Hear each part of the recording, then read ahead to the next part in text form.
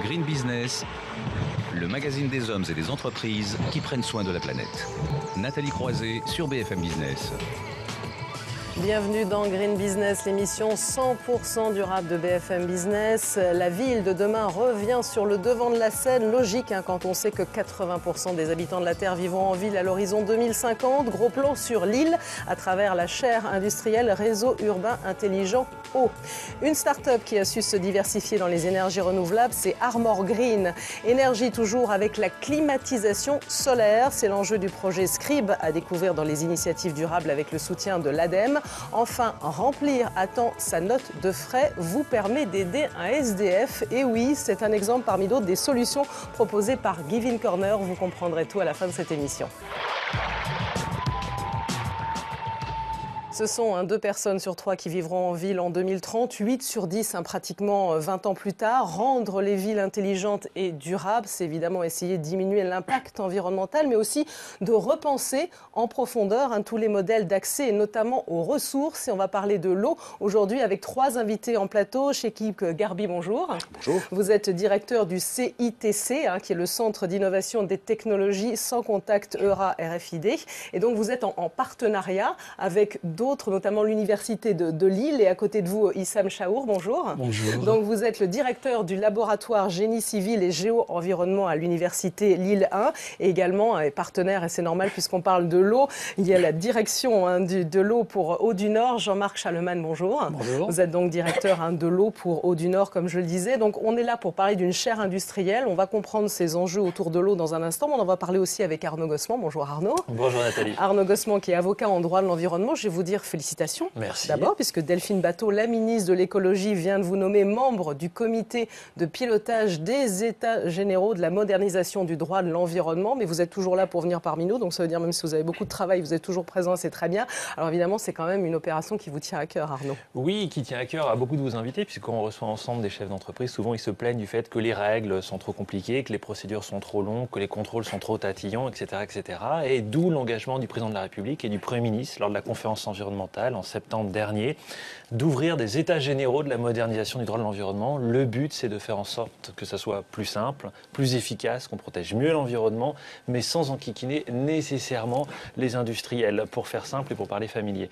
Donc ces états généraux sont très importants. Un comité de pilotage de 3 personnes, avec Delphine Edary, membre du Conseil d'État, une excellente juriste, Claude Chardonnay, spécialiste de la participation du public, et puis votre serviteur. Et les travaux ont commencé. Alors, sur quel sujet, justement, ces travaux vont-ils porter? Alors, tous les sujets sont sur la table, qu'il s'agisse d'eau, qu'il s'agisse d'énergie renouvelable, qu'il s'agisse d'installations classées, qu'il s'agisse d'industrie, qu'il s'agisse de sortie de statut de déchets, d'économie circulaire. Bref, tous les sujets sont sur la table.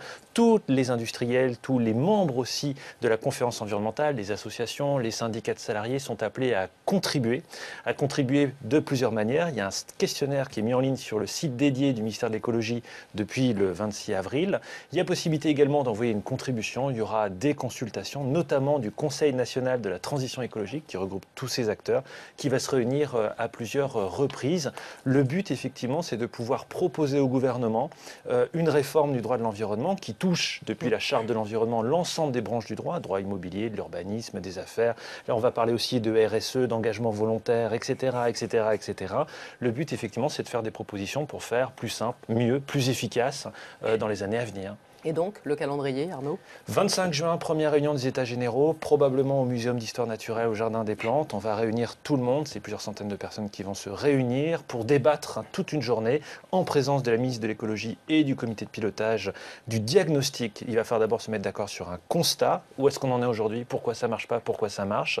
Et ensuite, on passera par la conférence environnementale du mois de septembre et on espère finir nos travaux à la fin de l'année pour remettre notre copie au gouvernement. Nathalie, je vous en parlerai évidemment régulièrement. Ça, je n'en doute pas. Alors, puisque vous avez parlé de l'eau, on va se tourner vers nos invités. C'est ce dont je parlais, cette chaire industrielle, un réseau urbain intelligent eau qui a été inauguré récemment. Alors, Jean-Marc Chaleman, vous qui êtes directeur de l'eau pour Eau du Nord, j'allais vous dire, quand on parle de transition énergétique, de smart grid, on parle beaucoup d'électricité. Est-ce que l'eau n'est pas un petit peu laissée pour compte dans ce débat-là? L'eau est laissée pour compte, bien évidemment, puisqu'on fait un projet sur l'eau. C'est qu'on a la sensation ou le sentiment que l'eau est laissée pour compte. J'ai envie de dire, en matière de réseau d'eau, les réseaux d'eau en France, ils sont centenaires, d'ailleurs comme Eau du Nord. Mais pour chacun d'entre nous, c'est devenu quelque chose qui est complètement naturel. Et c'est tellement naturel que c'est oublié. Quand vous prenez l'eau chez vous, vous la prenez au robinet et puis c'est tout. Il s'agit maintenant, et on le pressent bien avec les nouvelles technologies apportées par l'électronique, les technologies de l'information, de changer un petit peu ce que c'est qu'un réseau d'eau et ce que c'est qu'un service d'eau. Voilà notre ambition. Ça paraît simple de le dire comme ça, mais c'est beaucoup de travail et c'est sûrement une vraie révolution. Alors ce travail, Issam Charro, parce que vous représentez l'université de Lille 1, comment va-t-il se mettre en place? Donc il y a ce partenariat. L'idée, c'est véritablement de lancer des activités de recherche, de formation, aussi de transfert aussi, de technologie autour de ces projets-là. Tout à fait. Là, on est vraiment dans la mission de l'université, développer de recherche, de la formation et également transférer les résultats de la recherche vers la société. Le sujet, l'eau, c'est un sujet qui est extrêmement important. Que pas seulement au niveau local, au niveau mondial, on entend parler pratiquement tous les jours de la question de l'eau. Sur le plan scientifique, l'eau pose pas mal de questions. Des questions de qualité, des questions d'infrastructure, des questions d'investissement. Il y a encore des études récentes qui ont dit sur la qualité de l'eau, avec notamment la présence de certaines traces médicamenteuses en fait, dans cette eau-là, et qu'on n'a pas toujours les moyens encore de pouvoir la filtrer suffisamment. Tout à fait. Donc il y a beaucoup de questions scientifiques qui se posent. Et étant dans une université qui est pluridisciplinaire, on a la possibilité de mobiliser beaucoup de laboratoires en informatique, en électronique, en biologie, autour de cette question de l'eau. L'autre question, c'est on est sur les réseaux intelligents. Ce qui a été évoqué effectivement par Jean-Marc, vous avez évoqué, ça a commencé dans le domaine de l'énergie pour des questions de sécurité. Mais on se rend compte que ce concept de réseau intelligent peut apporter beaucoup dans le domaine de l'eau. Et là, on est vraiment pionnier dans le domaine. Donc, pour voir que tout ce qu'il peut apporter des réseaux intelligents pour gérer de manière optimale les ressources en eau, des ressources qui sont très, très, très chères. Et là, effectivement, on est dans des recherches qui sont pluridisciplinaires. Parce qu'on a besoin de l'électronique, de l'informatique, de la biologie, etc. pour travailler là-dessus. Et également des sciences sociales. Parce qu'il y a des problématiques aussi des sciences sociales qui s'opposent. Et donc, c'est ceux qui sont... Oui, on peut ajouter simplement que, évidemment, pour les réseaux d'eau et les services d'eau, il y a une problématique de ressources, chacun l'aperçoit bien, il y a une problématique d'exploitation, mais tout ça ne se fera pas si les services d'eau ils restent cantonnés à eux-mêmes. Ces technologies de l'information vont l'ouvrir sur la société et chacun va prendre en compte ces problèmes et c'est comme ça qu'on avancera. Et c'est pour ça que vous avez besoin notamment du Centre d'innovation des technologies sans contact chez Équipe Garbi. Donc votre rôle dans ce partenariat et cette chaire industrielle? Nous, notre rôle, c'est d'apporter cette expertise technologique. On parlait de réseaux intelligents, donc on vient compléter les réseaux d'eau, les infrastructures, par des réseaux de télécommunications, plutôt sans fil. Et quand je disais qu'on parle souvent de l'électricité et moins de l'eau, alors finalement il y a aussi un enjeu important. Il y a un enjeu autour de l'eau, il y a un enjeu autour de l'électricité, il y a un enjeu autour du chauffage, du gaz. Donc l'ensemble des énergies aujourd'hui sont travaillées, en tout cas au niveau du CITC, pour répondre à diverses questions justement de maîtrise et d'efficience énergétique de manière très globale. Mais on a des contextes un peu différents entre le monde de l'eau, le monde électrique, en fonction justement à quel niveau on se positionne. Est-ce qu'on est au niveau à l'intérieur de la maison, à l'extérieur de la maison? Donc là aussi, il y a un enjeu différenciant. Et toute cette capacité, je veux dire, pour informer les usagers, parce que derrière, c'est aussi amener de l'information pour mieux maîtriser leur consommation d'eau, ça nécessite des infrastructures de télécommunications, de capteurs, de collecte de données et de traitement de manière très importante, qui va poser d'autres questions de sécurité, de protection de vie privée aussi. Bon, donc il y a tous ces enjeux, comme l'évoquait Issam sur la notion SHS, toutes ces notions de droit qui seront également traitées et pas simplement sur des visions que technologiques. Voilà. Arnaud Gossement. Alors si on essaie d'être très très concret pour nos téléspectateurs, on voit qu'il y a un projet de recherche qui est très ambitieux. Qu'est-ce que concrètement, moi, consommateur d'eau, ça va changer dans ma vie? On voit pour l'électricité, on parle des compteurs Linky, etc. Concrètement, est-ce que vous pouvez nous donner 2-3 exemples de ce qui peut changer dans la vie du consommateur d'eau?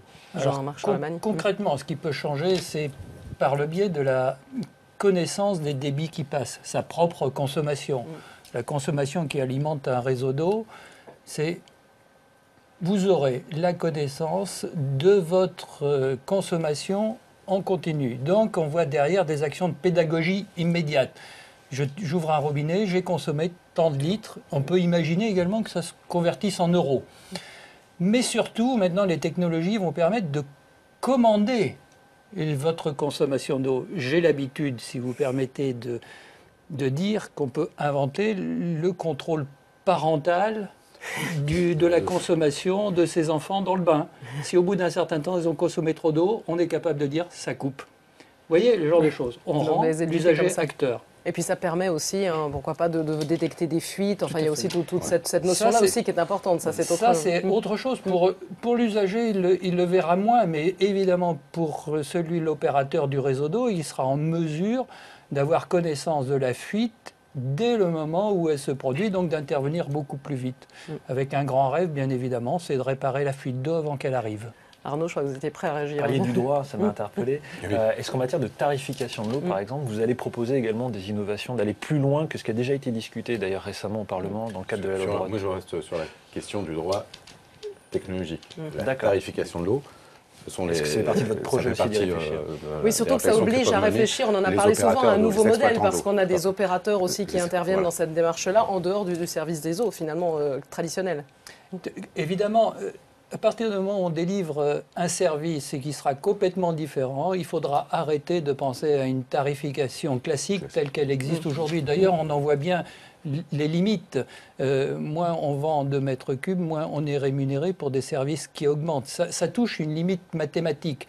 En plus, la société aujourd'hui, à la fois par les problèmes de précarité qu'elle pose, et a institué dans la loi l'accès à l'eau gratuit pour tout le monde. Et il faut, pour les personnes en difficulté, trouver les moyens de leur donner cet accès à l'eau. Et ça passera par des tarifications différentes qui seront adaptées aux usages différents. Et Issam Chahour, donc comment ça se met en place aussi concrètement? Il y a un site d'expérimentation. Tout ça, ça se passe du côté de l'université Lille 1 où vous êtes uniquement... Tout à fait. Donc, la question que se pose quand on travaille sur les réseaux intelligents, c'est qu'on a beaucoup de technologies qui ont été développées sur les capteurs, sur les techniques de communication, sur les traitements. Et l'une des questions qui se pose, c'est comment les intégrer. C'est la vraie question. Quand on va passer dans une ville, il faut tout intégrer, toutes ces technologies. Et pour les intégrer, on a besoin d'avoir un démonstrateur. Et là, effectivement, donc on développe ensemble un démonstrateur sur la scientifique de Lille 1. C'est une petite ville de 25 000 usagers à peu près. Oui, mais c'est important de faire ça à la dimension d'un territoire, parce que chaque ville est différente, chaque territoire est différent. Et donc là, les enjeux qu'on a, c'est effectivement de développer un démonstrateur sur les différents volets, la qualité de l'eau, les questions de fuite, les questions liées à l'énergie, pour voir déjà comment ça peut fonctionner et comment tous les développements qu'on peut faire sur un petit site. Mais on travaille aussi dans un contexte qui est au-delà de l'université, parce qu'on travaille dans un contexte qui est national et international. Donc l'idée aussi que toutes ces recherches qu'on mène, qu'elles soient au meilleur niveau, au niveau international. On travaille avec les Hollandais, on travaille avec les Américains dans ce domaine-là. Donc c'est très important d'échanger d'expertise. Et l'ambition qu'on connaisse, on soit vraiment un site de référence dans le domaine au niveau international. Voilà, vous montrez grâce à ce partenariat. Et c'est un investissement de combien au total, cette histoire? C'est un peu difficile de dire, parce qu'on a engagé beaucoup de chercheurs, il y a des doctorants, des post-docs, il y a aussi des personnels à la Société des eaux du Nord, il y a des personnels du CITC. On est aussi dans des consortiums au niveau international, donc en termes de personnes qui travaillent là-dessus, ça compte par dizaines aujourd'hui. Et après, on a les infrastructures, les infrastructures aussi qui coûtent très très cher. Et maintenant, on est sur un plan de véritable instrumentation, là, donc on monte des projets auprès des collectivités au niveau européen pour avoir également des financements, pour pouvoir effectivement instrumenter suivant en temps réel.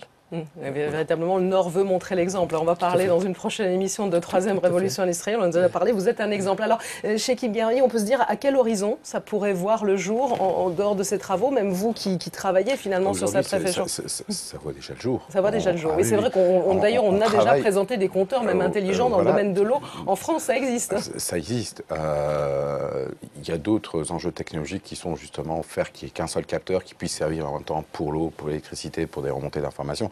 Donc des questions d'interopérabilité qui sont aussi posées. Se posera fortement la question, lorsqu'on est vraiment au foyer dans l'habitation, la question justement de la protection de la vie privée, de quelles sont les données que l'on remonte, comment elles sont traitées. Est-ce que les usagers sont impliqués déjà dans cette démarche? Vous en parlez ou... Dans d'autres projets dans lesquels nous sommes impliqués, en l'occurrence avec des bailleurs sociaux, les usagers sont complètement impliqués au travers de groupes et de travaux spécifiques, donc avec des sociologues. Donc il y a aussi cette réflexion-là. Sur le projet universitaire, mais Issam en complétera, il y a aussi cette vision sociologique qui vient dans un second temps. Voilà, tout dépend de la temporalité des projets. Oui, Wissam on parle d'un campus, vous savez, il y a des résidences aussi, Oui, donc aussi, les gens oui. qui habitent. Donc on travaille également avec le CROUS sur cette question-là. Oui, puis de motiver les étudiants Tout aussi, à fait, ceux qui pour seront les finalement dans sensibiliser cet sur cette usage. question, la question de l'eau, de l'usage. On a des thèses en sociologie, donc il y a un véritable travail avec les étudiants, les usagers au niveau de l'université. On a également des thèses en économie sur le sujet, donc, effectivement. Et disons qu'on travaille par des briques. La première brique, au niveau de l'instrumentation pour suivre la consommation en temps réel, on l'a déjà installée. Donc, maintenant, on va passer à la deuxième brique qui concerne la qualité, on va passer à la troisième brique pour faire le contrôle. Donc, on travaille par des briques, on avance par ça. Mais déjà, les premiers résultats sont déjà là. Ouais. Bah déjà, et puis vous reviendrez nous en parler, vous nous montrez les conclusions de cette chaire industrielle, donc réseau urbain intelligent eau. On est obligé déjà de dire le mot de la fin, mais si ça me suscite beaucoup, mais il faut aller voir et se renseigner. Si vous voulez juste dire un mot, Wissam Chaour, alors allez-y rapidement. Parce que je pense qu'un élément important, c'est que pour la chaire, on a eu un professeur des États-Unis qui connaît bien, parce qu'il a déjà travaillé sur la ville de New York sur un sujet équivalent. Donc je dis que l'un des éléments de succès de cette chaire, c'est aussi le professeur qu'on a pu recruter, qui a une véritable envergure au niveau international. Merci en tout cas à tous les trois d'être venus. Merci aussi à Arnaud Gossement. On va marquer une première pause dans Green Business. Dans les villes durables aussi, il faut de l'énergie. On va découvrir un acteur diversifié, Armor Green. Ce sera dans un court instant sur BFM Business.